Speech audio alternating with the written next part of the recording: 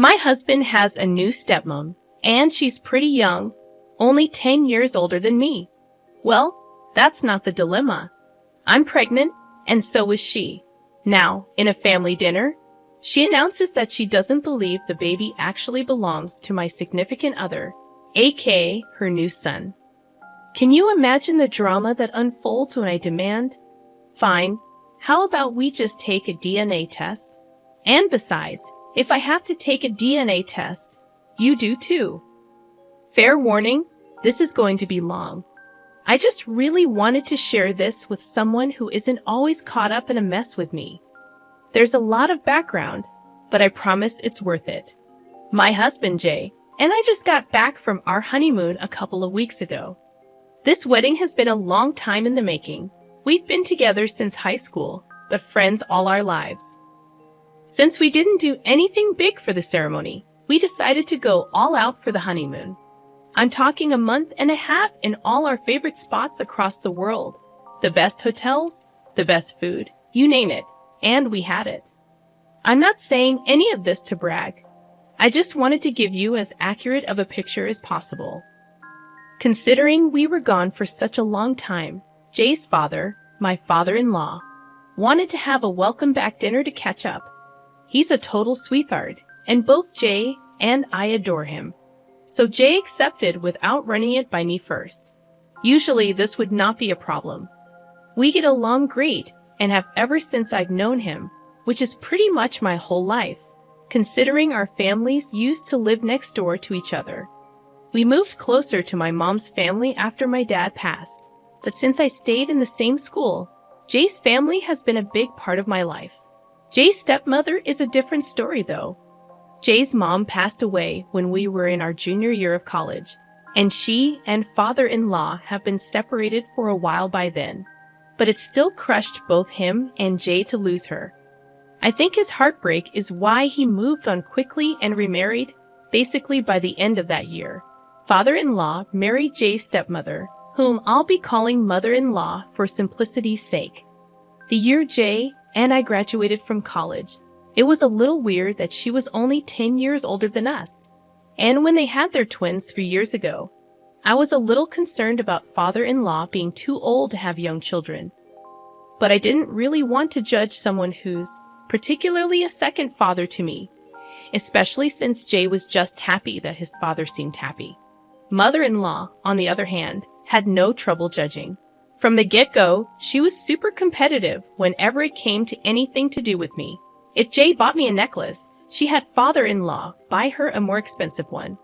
If somebody mentioned that I made a good apple pie, she would just happen to make one the next day. She even announced her pregnancy at a dinner celebrating my promotion.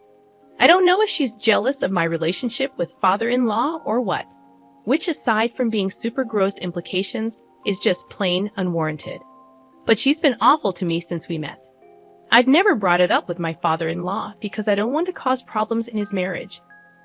But whenever I've said anything to Jay, he just brushes it off and says stuff like I'm reading too much into stuff. When I brought up the pregnancy announcement, his only defense was that father-in-law was hosting the dinner, so technically she was allowed to announce whatever the heck she wanted in her own home. It's been a huge point of contention between us. When we decided to get married, I made it a point that he would have to be on my side from this point on. I get that she was his stepmother, but I was going to be his wife. He agreed, and that was that. So we get married, and I could not be happier. When Jay told me that he'd accepted father-in-law's invitation for dinner, I was a bit hesitant, to say the least. We had just gotten back from the happiest weeks of our lives, and I did not want mother-in-law to ruin that. Jay convinced me by saying that it would be the perfect time to announce my pregnancy. We found out that I was pregnant about 6 weeks before we got married, and we decided not to tell anyone just yet, aside from my mom, who was with me when I did the test. And since we were planning on getting married eventually anyway, we decided to elope. Our families were shocked, but ultimately, my mom and Jay's dad were happy for us, especially considering we've been together for such a long time. Father-in-law paid for our honeymoon as a wedding present, which his travel agent handled completely. It was a dream. I could not imagine how happy he would be when we announced that I was pregnant with his first grandchild. I agreed to go, but told Jay that if mother-in-law tried to pull anything, I would not be tolerating it. Jay agreed and promised to have my back, no matter what. Father-in-law loves hosting dinners in his home. We chose an intimate setting to announce the pregnancy. Things seemed fine when we arrived, and father-in-law warmly hugged both of us. Even though mother-in-law only hugged Jay, we exchanged polite smiles, and I thought that was the end of it. We chatted in the sitting room for a while before moving to the dining room for dinner, where father-in-law served us each a glass of wine. Thinking it was a good time, I politely declined the wine, stating that we wouldn't be having any drinks for the upcoming months. It took father-in-law a moment to catch on, but Jay burst out, "Dad, we're pregnant." This finally got a reaction out of him, and he was overjoyed. Putting down the wine, he gave me a hug, asking when we found out and if we knew the gender yet. Mother-in-law, however, remained completely silent during father-in-law's congratulations and only spoke up when things calmed down, suggesting we sit down to eat. It wasn't her I wanted to share the news with anyway. As we sat down to eat, father-in-law spent most of the dinner asking us questions about the honeymoon and the pregnancy. He and Jay excitedly discussed fatherhood and the kind of father Jay would be. It was heartwarming to see my husband so excited about our growing family. At that moment, I knew I had picked the right man to start a family with. Mother-in-law kept interjecting into their talk, mainly discussing what the twins were like when they were newborns and how Jay's dad had reacted when they were born. Essentially, she redirected the attention back to herself and her kids. When I mentioned the crib we were considering buying for the nursery, she suggested we wait, stating we didn't know where we would be once the baby's born. Confused, I pressed her, and she insinuated that Jay and I might not be together when the baby is born. At this point, I was annoyed and getting angry. I asked her why she thought that, and she brought up our history of breaking up and getting back together. I defended our relationship, stating that every couple has ups and downs, and we're married adults, not emotional teenagers. My voice may have been raised, but considering the accusations, I think it was reasonable. Father-in-law tried to calm her down, but she was determined to say her piece. I told Jay I wanted to go home, and before he could stand up, she insisted he get a paternity test before buying the crib. Father-in-law immediately told her to shut up, and Jay walked me out, fuming on the entire car ride home. I was upset not only at mother-in-law, but also at Jay, who had promised to have my back. He sat silently while his stepmother tore me apart. He assured me he would handle it and let mother-in-law know her behavior wasn't okay, but I'll believe it when I see it. Crushed by the hurtful words from someone important to my husband and father-in-law, I've only confided in my best friend, who thinks mother-in-law may be jealous of the relationship I have with Jay and father-in-law. I hope this isn't a sign of how my pregnancy will go, and if anyone has had similar experiences, please share below. More than anything, I'm just upset that what was supposed to be a happy moment got ruined by my mother-in-law. Top comments from the original post express similar sentiments. Comment number 1 states that this isn't just a mother-in-law problem, it's a husband problem. The commenter points out that the husband should have stood up for me the moment the mother-in-law opened her mouth, especially after promising to have my back. There's concern about whether this is a recurring issue, and if the husband will continue to remain silent in the face of such situations. The commenter suggests reaching out to a support system and preparing for a potential future of defending myself and my child if the husband doesn't step up. Comment number 2 takes a different perspective, suggesting that the marriage might have happened solely because of the pregnancy, not mature love. The commenter speculates about the possibility that the baby isn't the husband's, hence the mother-in-law's demand for a paternity test. There's an implication that the mother-in-law might know something that the father-in-law and stepson don't. The commenter advises me to admit any jealousy towards the mother-in-law, projecting that she married a stable family man while I was strung along for 10 years with an on and off again boyfriend. In the first update, I acknowledge the husband's failure to defend me adequately and our subsequent discussion about the need for him to speak up sooner in the future. There's mention of the impossibility of limiting contact with the in-laws due to Jay's work with his father, who runs several restaurants. The family's closeness is highlighted, and the difficulty of implementing low or no contact during pregnancy is explained. The update concludes with relief that an upcoming family event won't involve seeing the mother-in-law. Moving to the actual update, a dinner meeting is arranged with the father-in-law and mother-in-law to sort things out. Despite my preference for a neutral location, the father-in-law insists on hosting again. The dinner doesn't even begin before Jay addresses the issue, expressing regret for not saying anything the last time. He firmly informs his stepmother that her suggestion was ridiculous and unwarranted, emphasizing his trust in my loyalty. Father-in-law apologizes for letting the situation persist. When the mother-in-law attempts to apologize, I request that she waits until I've spoken. I acknowledge my raised voice, but explain that it was warranted given the implications of her statement. I agree to a paternity test, but only if she undergoes one as well, pointing out the inconsistency in her questioning the parentage of my unborn child, while never questioning her own children's paternity. When I tell you that I've never witnessed a grown woman losing her composure as loudly as she did, you'd be genuinely shocked by the volume she reached. She immediately tried to throw herself at me across the coffee table, her words becoming completely unintelligible by that point. I won't repeat the things she said to me, but Jay and I removed ourselves from the situation right away. It's been a day since we went over, and Jay has been on the phone with his father almost continuously since the twins have been with Jay's aunt since yesterday afternoon. I think they'll remain there until father-in-law can get my mother-in-law to calm down. This is definitely not over yet, but I hope everything calms down soon for the sake of the children. Update number 2. Before I go on with the update, I want to thank everyone who read and responded to my initial post and update.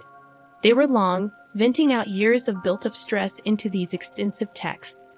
I'm grateful that people took the time to reply with their experiences. Despite the unfortunate commonality of similar stories, it's hopeful to hear about situations that have improved. I've received mixed responses about agreeing to the paternity test only if she did it too, which I expected.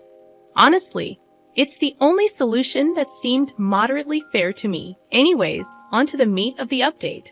I did end up going through with the test.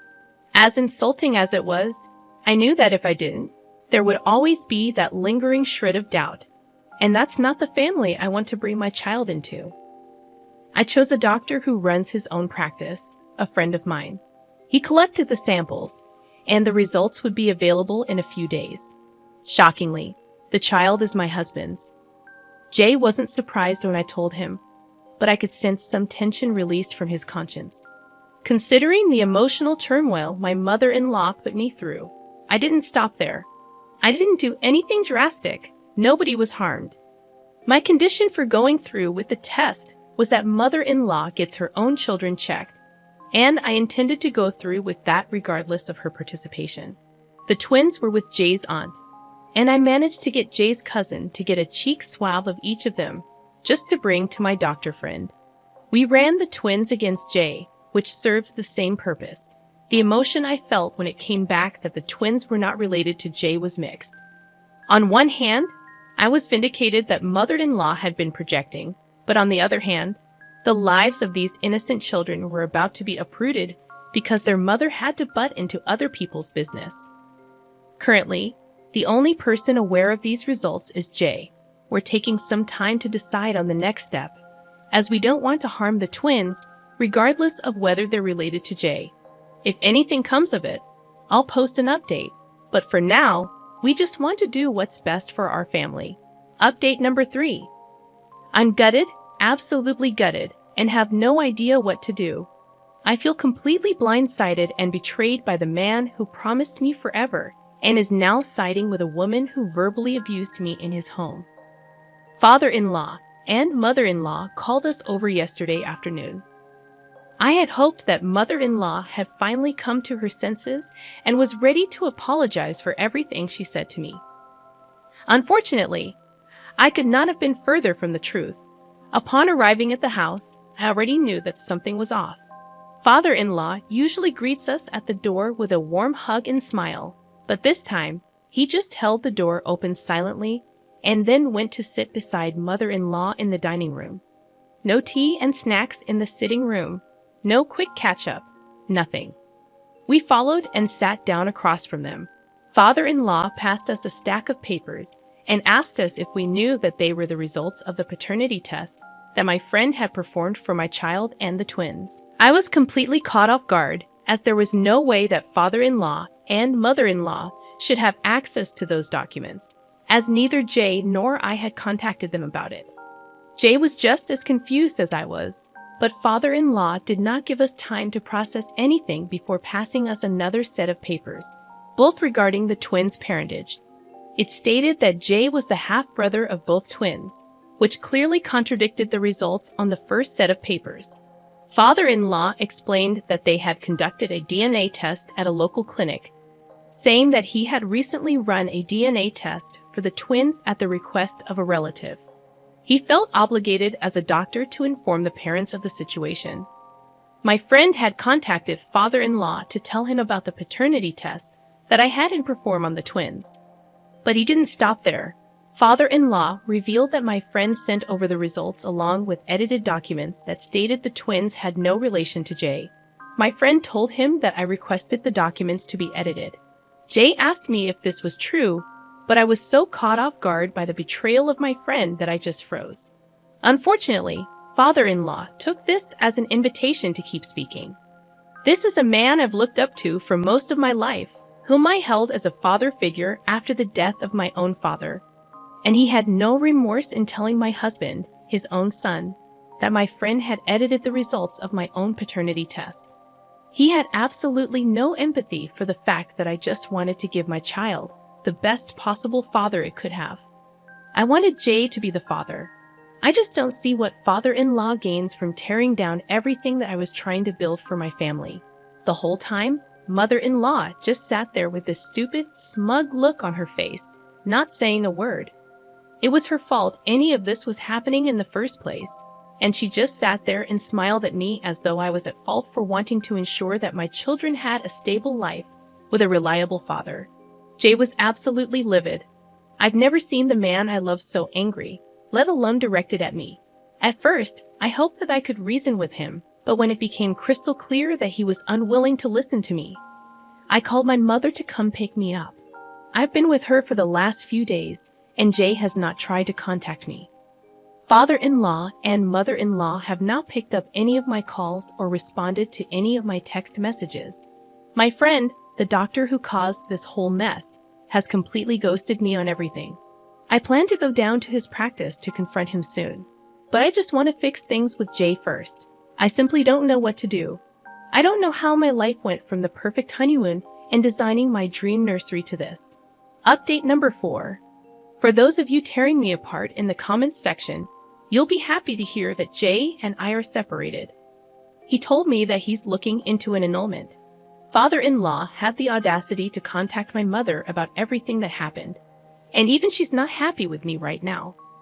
I'm completely isolated and alone, and the only person still on my side is my best friend, who has supported me through this whole mess without judgment. I really tried to remove myself from the situation and take the high road, but considering father-in-law's lack of tact and his willingness to interfere with my family, I just decided that I would fight fire with fire. I can't be bothered with people like the doctor who went behind my back to contact Jay's family. There are no records of our interactions, and pursuing that angle would be an all-around pointless matter for me. However, I mentioned in a previous update that father-in-law runs a few restaurants in my city. The way that he was able to grow his business so quickly was by employing cheap immigrant workers. Of course, father-in-law was more than willing to turn a blind eye if they happened to be undocumented, provided they did good work.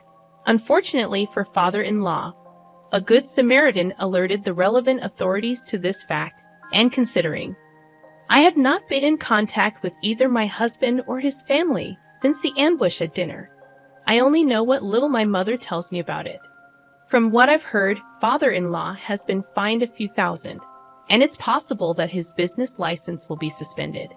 This would impact not only his livelihood and approaching retirement, but also Jay, quite a few other members of the extended family who were involved in the business. While it pains me to see a family that I held so dear for so long go through such a difficult time, I can't help but feel that this is karma. Father-in-law could not keep his wife out of my family's business, and now his family business is under fire. I wish I knew how Jay felt about all this. If we had not been separated, I would be doing my best to support him during this trying time for both him and his family. It's with a heavy heart that I've resigned myself to watching their hard work and livelihood go up in flames. None of this would be happening if mother-in-law had simply chosen to be happy for us and welcome our child into the family with open arms, just as we had welcomed her and her twins.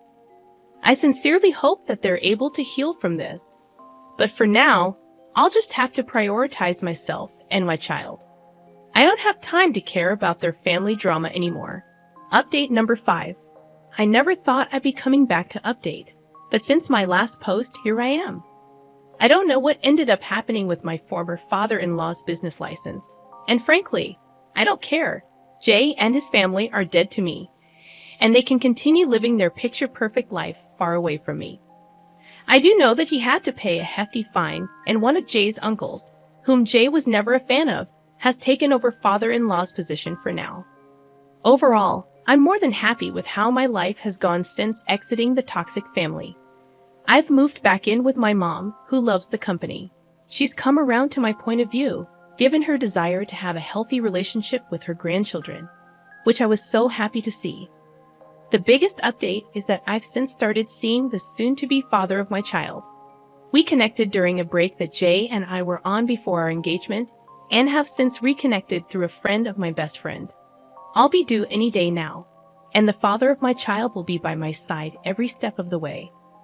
I'm overjoyed that I'll be able to bring my little bundle of joy into a complete family with a mother and a father who will love them unconditionally. So, thank you to those who commented on and interacted with my post positively, and to those of you who DM'd me support and my choices despite the onslaught of hate and ridicule from other commenters. It means more to me than I could ever express. I hope that each of you was able to find a happy ending that I know we all deserve. Top comments from the original post and all the updates. Comment number 1. I'm just glad everything worked out for you in the end. I know I'm going to get attacked from commenters into oblivion, but I don't care. You clearly have so much love in your heart for your family and your unborn child, and you just want to create the best possible life for them. I completely empathize as someone who grew up in a broken home with parents who were constantly at war with each other. I wish that my mother had done what you tried to do. Lord knows we would have had a better life today if she did. All the love and light to you and your kid. May your little family find peace away from the mess in your past, and may your relationship with your partner grow stronger every day. Comment number 2. I don't even know what to say. I mean, lady, you're crazy. This is what they say, don't stick your something in crazy. Did you report his father to the authorities? You might have gotten this man's livelihood taken away. I mean, a man with 2 young children that you claim to love and want the best for, like, holy hell, you're insane. I don't even want to get into the fact that you convinced a doctor to falsify test results so that you could, get your ex-mother-in-law thrown out. Like, what was even the goal there? Not even getting into the ethics of a doctor actually going through with what he did. The fact that you're trying to frame it as a betrayal of your trust is unhinged. I actually don't know how to react. Like, this can't be real, right? Please tell me that this type of crazy isn't just roaming the streets and procreating. God help your child. Get some help? OP. Okay, so what we just had revealed to us in these last 2 comments that we reviewed are completely opposite opinions. The very first comment is basically 100% in the backing of OP. The second comment said OP is a crazy lady. I mean, everything that she did, from the faking of the documents to getting the doctor friend to help, it just all led to pure toxicness. But I want to know, do you guys think that maybe it was justified given the mother-in-law's attitude throughout the whole story, and OP just wanted some sort of revenge? I want to know your thoughts about that. So go ahead, drop it down below in our comment section, guys. Thank you so much for joining me on today's video. My name is Mr. Reddit, and I narrate these sorts of stories every single day. So if you want to be a part of these, all you have to do is subscribe. I'll see you guys tomorrow, and just remember, it's cool to be kind. Peace.